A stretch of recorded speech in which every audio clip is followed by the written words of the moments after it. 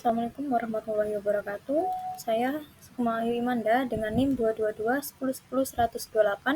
Di sini saya akan menjelaskan tentang manajemen peserta didik. Nah, kita awali dengan pengertian manajemen peserta didik. Manajemen peserta didik merupakan gabungan dari dua istilah, yakni manajemen dan peserta didik. Dalam konteks keilmuan, manajemen dapat dipahami sebagai suatu proses yang memiliki karakteristik khas, yaitu terdiri dari serangkaian tindakan yang meliputi perencanaan atau planning, pengorganisasian atau organizing, pelaksanaan atau actuating, dan pengendalian atau pengawasan atau controlling.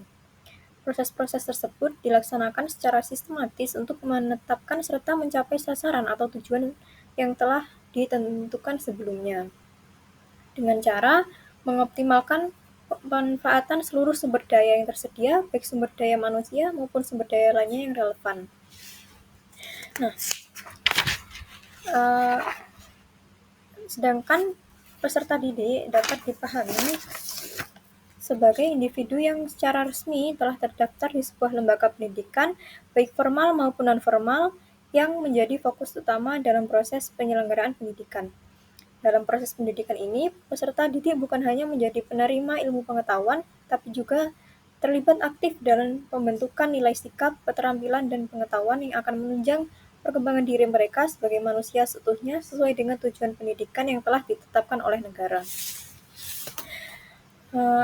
Peserta didik juga dapat diposisikan sebagai objek utama dalam proses pendidikan karena mereka individu yang menjadi sasaran dari kegiatan pendidikan, yakni untuk dibimbing, diarahkan, dan dikembangkan seluruh potensi yang mereka miliki, baik itu potensi intelektual, emosional, spiritual, maupun sosial. Nah, selanjutnya, sehingga dapat kita pahami bahwa manajemen peserta didik merupakan suatu bentuk pelayanan yang berorientasi pada pengelolaan dan pengawasan terhadap berbagai kebutuhan peserta didik, baik itu yang terjadi di dalam ruang kelas seperti proses belajar mengajar, maupun di luar kelas seperti orientasi sekolah, kegiatan ekstrakurikuler, hingga layanan pengembangan diri.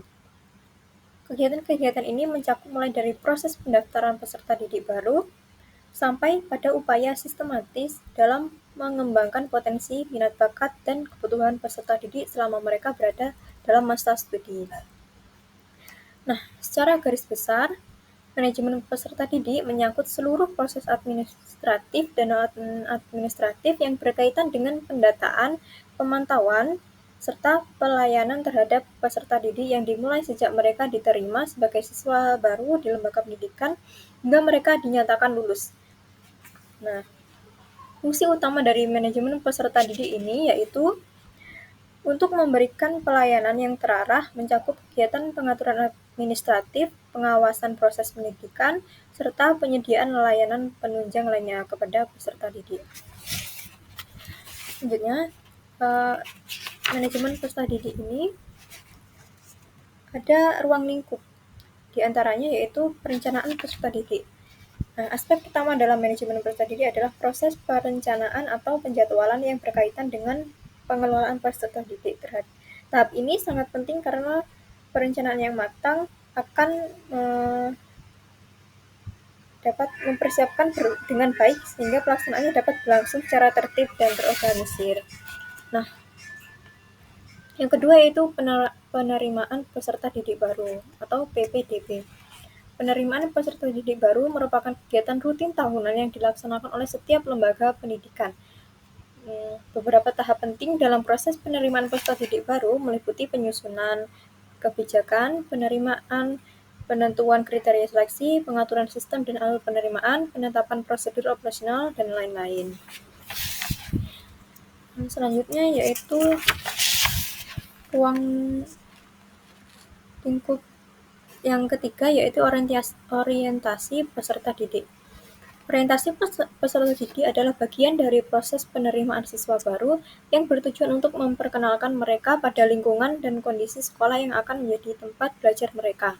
Pengenalan ini mencakup berbagai aspek seperti kondisi fisik sekolah, interaksi sosial di lingkungan sekolah, yang meliputi kepala sekolah, para guru dan staf pendidikan, teman sebaya, serta kakak dan adik kelas. Selain itu, peserta didik juga dikenalkan pada peraturan dan tata tertib yang berlaku, pelayanan yang tersedia di sekolah, serta berbagai kegiatan ekstrakurikuler yang dapat diikuti di luar jam pelajaran. Nah, yang keempat yaitu mengatur kehadiran. Sistem kehadiran dan absensi peserta didik memiliki peran yang sangat penting karena ketidakhadiran siswa dapat menghambat kelancaran proses pembelajaran di sekolah. Kehadiran siswa menjadi krusial untuk memastikan terjadinya interaksi antara guru dan siswa dalam kegiatan belajar mengajar. Nah, pengelolaan kehadiran ini mencakup pencatatan atau rekap data, presensi, serta identifikasi berbagai faktor yang menyebabkan peserta didik tidak masuk sekolah. Nah, ruang lingkup kelima yaitu pengelompokan peserta didik. Tujuan dari pengelompokan peserta didik adalah untuk menunjang keberhasilan mereka dalam proses belajar. Pengelompokan ini dilakukan berdasarkan kesamaan tertentu seperti jenis kelamin atau usia. Selain itu, pengelompokan juga dapat dipertimbangkan perbedaan individu seperti bakat minat serta kemampuan masing-masing peserta didik. Ruang lingkup yang keenam yaitu mengatur evaluasi hasil belajar peserta didik. Lingkup yang ketujuh yaitu mengatur kenaikan tingkat peserta didik. Kebijakan mengenai kenaikan kelas dapat berbeda di setiap sekolah, tergantung pada aturan internal masing-masing. Selama proses belajar mengajar, seringkali muncul berbagai permasalahan yang perlu segera ditangani secara tepat. Nah, permasalahan ini dapat ditekan jika penilaian terhadap hasil belajar dilakukan secara objektif dan sesuai dengan fungsinya. Oleh karena itu, guru perlu lebih cermat dan teliti dalam memberikan penilaian kepada peserta didik. Ruang lingkup yang ke-8 yaitu mengatur peserta didik yang mutasi dan drop out. Dan ruang lingkup yang terakhir yaitu kode etik, pengadilan, hukum, dan disiplin peserta didik. Standar etika hukum dan kedisiplinan peserta didik ditetapkan berdasarkan aturan yang telah ditentukan. Setiap peserta didik di sini wajib untuk mematuhi peraturan yang berlaku di lingkungan sekolah.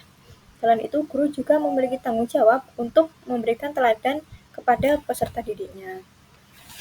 Pembahasan selanjutnya yaitu tentang prinsip-prinsip dan prosedur manajemen peserta didik. Nah, untuk mencapai tujuan dari manajemen peserta didik ini sendiri, maka terdapat beberapa prinsip yang perlu diperhatikan dan dijadikan sebagai pegangan dalam pelaksanaannya. Ada di antaranya adalah sebagai berikut. Prinsip yang pertama yaitu manajemen peserta didik masuk ke dalam bagian dari manajemen sekolah secara keseluruhan. Oleh karena itu, tujuan dari manajemen peserta didik harus selaras dan mendukung pencapaian tujuan umum dari manajemen sekolah itu sendiri. Nah, prinsip yang kedua yaitu manajemen peserta didik harus dalam pelaksanaannya harus termasuk dalam proses mendidik siswa perlu membawa serta misi utama pendidikan sebagai aktivitas baik yang ringan maupun yang berat, serta yang disukai atau tidak disukai oleh peserta didik. Nah, tujuannya adalah untuk mendidik, bukan untuk maksud-maksud yang lain. Yang ketiga yaitu manajemen peserta didik memiliki tanggung jawab untuk membangun dan memperkuat rasa persatuan di antara peserta didik yang berasal dari latar belakang yang berbeda-beda. Perbedaan yang ada seharusnya dijadikan landasan untuk menumbuhkan persatuan, bukan membuka peluang munculnya konflik di antara mereka. Nah, adapun pendekatan dari manajemen peserta didik yaitu pendekatan kuantitatif yang menitikberatkan perhatiannya pada aspek administratif dan birokrasi dalam lembaga pendidikan. Tujuannya adalah agar pengelolaan peserta didik dapat menjawab tuntutan dan harapan dari sekolah maupun institusi pendidikan tempat mereka menimba ilmu. Dalam praktik manajemen peserta didik, pendekatan ini diwujudkan melalui keharusan hadir secara penuh di sekolah, pengawasan ketat terhadap kehadiran, penerapan disiplin yang tinggi, serta penekanan pada penyelesaian semua tugas yang diberikan. Maaf, saya akan ganti dulu. Ini ruang lingkup yang sudah saya jelaskan tadi. Nah, ini prinsip.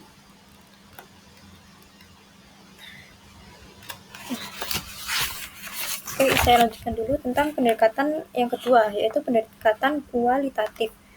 Berbeda dengan pendekatan sebelumnya, yaitu pendekatan kuantitatif, maka pendekatan kualitatif ini lebih mengutamakan perhatian pada kesejahteraan peserta didik. Jika pendekatan kuantitatif menuntut peserta didik untuk memenuhi berbagai kewajiban administratif dan birokratis, maka pendekatan kualitatif justru berusaha menciptakan suasana yang menyenangkan agar peserta didik merasa nyaman menjalani aktivitas-aktivitasnya di sekolah.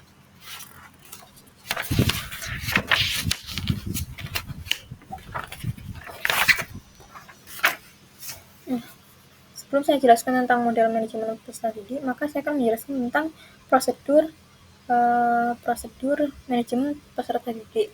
Prosedur ini tersusun atas beberapa langkah ya. Langkah pertama yaitu adalah perencanaan. Langkah kedua yaitu penerimaan peserta didik baru atau PPDB. Ketiga, pencatatan dan pengelolaan data siswa. Keempat, pengelolaan kegiatan belajar dan perkembangan peserta didik. Kelima, bimbingan konseling dan pembinaan. Keenam, penegakan tata tertib dan kedisiplinan. Ketujuh, evaluasi dan pelaporan perkembangan siswa. Kedelapan, mutasi, kenaikan kelas dan kelulusan. Lalu ada beberapa model yang dapat digunakan dalam manajemen peserta didik. Masuk ke dalam model manajemen peserta didik. Model pertama yaitu berbasis kompetensi. Model ini menekankan pada pengelolaan peserta didik yang berfokus pada pencapaian kompetensi. Dalam konteks pendidikan, kompetensi ini dapat berupa keterampilan akademik maupun keterampilan vokasi yang harus dikuasai oleh peserta didik untuk mencapai tujuan pendidikan yang telah ditetapkan. Nah, model yang kedua yaitu berbasis karakter. Model ini berfokus pada pengembangan karakter peserta didik sebagai bagian integral dari pendidikan. Model ketiga itu model holistik. Model ini mengadopsi pendekatan yang melihat peserta didik secara menyeluruh. Fokus utama dari model ini adalah untuk memperhatikan kebutuhan fisik, emosional, sosial, dan akademik dari peserta didik itu sendiri. Nah, model keempat yaitu model teknologi.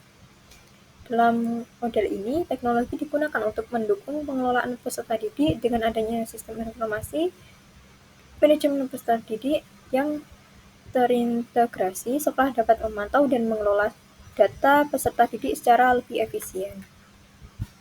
Lalu model inklusif. Model manajemen peserta didik inklusif mengacu pada pendekatan yang memastikan setiap peserta didik tanpa memandang latar belakang, kemampuan atau kebutuhan khusus mereka mendapatkan kesempatan yang sama dalam proses pembelajaran.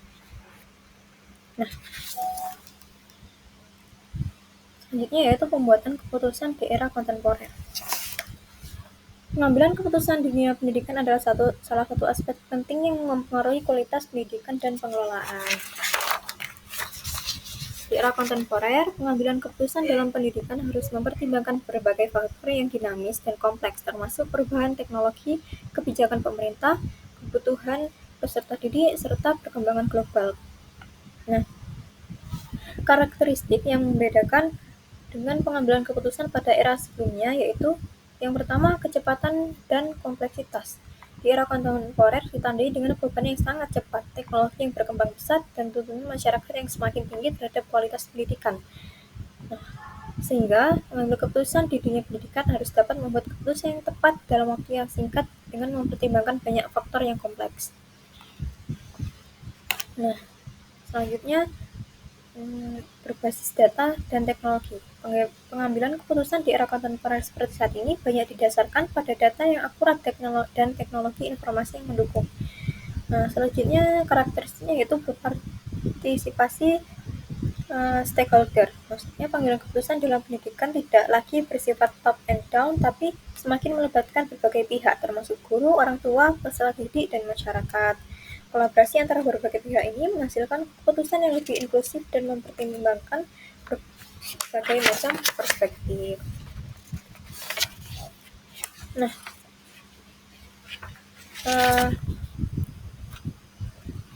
tentunya pengambilan keputusan dalam era kontemporer ini menghadapi beberapa tantangan. Di antaranya yaitu perubahan cepat dalam teknologi pendidikan. Teknologi yang berkembang dan cepat mengharuskan mengambil keputusan untuk terus beradaptasi dengan alat dan platform baru. Selanjutnya, globalisasi dan kebutuhan pendidikan yang berbeda. Globalisasi ini menciptakan perbedaan besar dalam program pendidikan di berbagai negara dan budaya. Tentunya termasuk di Indonesia. Tantangan yang ketiga yaitu tuntutan kualitas dan aksesibilitas di era kontemporer. Untuk memberikan pendidikan yang berkualitas dan dapat diakses oleh semua peserta didik, sehingga putusan harus dapat menciptakan kebijakan yang menjamin kualitas pendidikan tanpa mengabaikan aspek aksesibilitas bagi semua kelompok masyarakat. Nah, tantangan selanjutnya yaitu keterbatasan sumber daya yang terbatas, baik itu dana, fasilitas, maupun tenaga pengajar yang berkualitas, seringkali menjadi hambatan dalam pengambilan keputusan pendidikan. Mengambil keputusan harus bijak dalam merencanakan penggunaan sumber daya yang efisien dan efektif. Nah, mungkin itu saja yang dapat saya sampaikan pada kesempatan kali ini. Kurang lebihnya mohon maaf. Assalamualaikum warahmatullahi wabarakatuh.